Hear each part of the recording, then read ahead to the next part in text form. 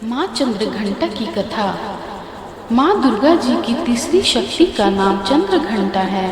नवरात्रि उपासना में तीसरे दिन की पूजा का अत्यधिक महत्व है और इस दिन इन्हीं के विग्रह का पूजन आराधन किया जाता है। इस दिन साधक का मन मणिपुर चक्र में प्रविष्ट होता है। माँ चंद्रघंटा की कृपा से अलौकिक वस्तुओं के दर्शन होते हैं, दिव्य सुगंधियों का अनुभव होता है तथा विविध प्रकार की दिव्य ध्वनियाँ सुनाई देती हैं। ये क्षण साधक के लिए अत्यंत सावधान रहने के होते हैं। माँ का यह स्वरूप परम शांतिदायक और कल्याणकारी है। इनके मस्तक में घंटे का आकार का अर्धचंद्र है, इसी कारण से इन्हें चंद्रघंटा देवी कहा जाता है।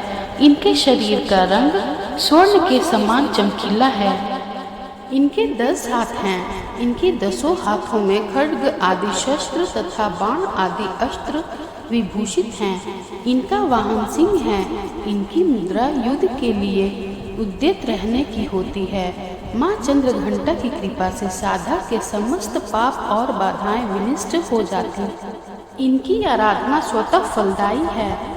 माँ भक्तों के कष्ट का निवारण शीघ्र ही कर देती हैं। इनका उपासक सिंह की तरह पराक्रमी और निर्भय हो जाता है। इनके घंटे की ध्वनि सदा अपने भक्तों को प्रेत बाधा से रक्षा करती है। इनका ध्यान करते ही शरणागत की रक्षा के लिए इस घंटे की ध्वनि निनादित हो उठती है। माँ का स्वरूप अत्यंत सौम्यता एवं शांति से परिपूर्ण रहता है। इनकी आराधना से वीरता निर्भयता के साथ ही सौम्यता एवं विनम्रता का विकास होकर मुख नेत्र तथा संपूर्ण काया में कांति गुण की वृद्धि होती है। स्वर में दिव्य अलौकिक माधुर्य का समावेश हो जाता है। माँ चंद्रघंटा के भक्त और उपासक जहाँ भी जाते हैं, लोग उन्हें देखकर शांति और सुख का अनुभव करते हैं। माँ के आराधक के शरीर से दिव्य प्रकाश युक्त परमाणुओं का अदृश्य विकिरण होता रहता है। यह दिव्य क्रिया साधारण चक्षुओं से दिखाई नहीं देती, किंतु साधक और उसके संपर्क में आने वाले लोग इस बात का अनुभव भली भांति करते रहते हैं। विद्यार्थियों के लिए माँ साक्षात विद्या प्रदान करती हैं।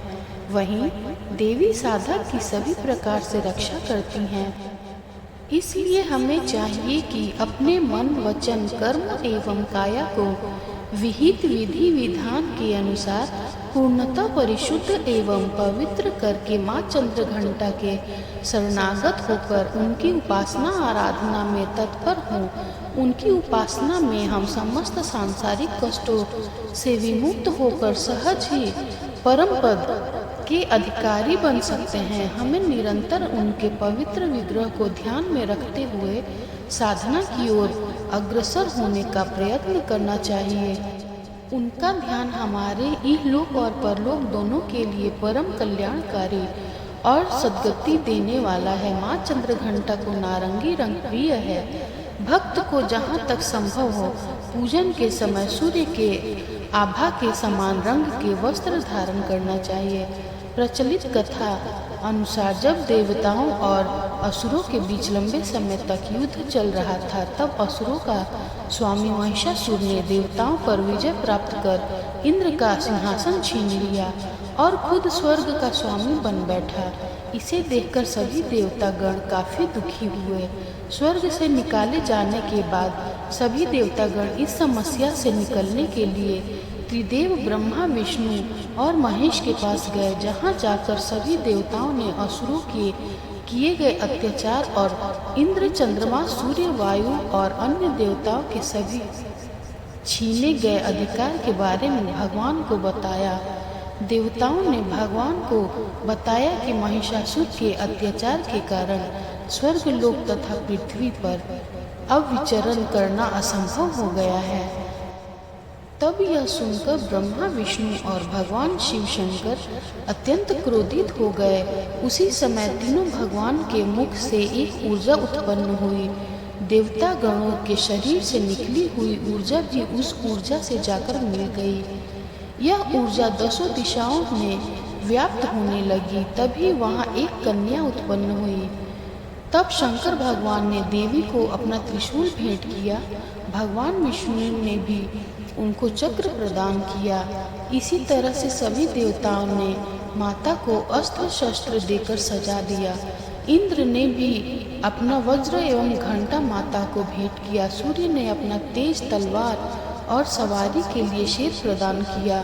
तब देवी सभी शस्त्रों को लेकर महिषासुर से युद्ध करने के लिए युद्ध भूमि में आ गई। उनका यह विशाल रूप देखकर महिषासुर भय से कांप उठा। तब महिषासुर ने अपनी सेना को मां चंद्रघंटा पर हमला करने को कहा। तब देवी ने अपने अस्त्र शस्त्र से असुरों की सेनाओं को क्षण भर में नष्ट कर दिया। इस तरह से मां चंद्रघंटा ने असुरों का वध करके देवताओं को अभय दान देते हुए अंतर्ध्यान हो गई। हमारे YouTube चैनल आस्था एक भक्ति पर ऐसे और भी वीडियोस को देखने के लिए चैनल को सब्सक्राइब जरूर करें और बेल आइकन को जरूर दबाएं।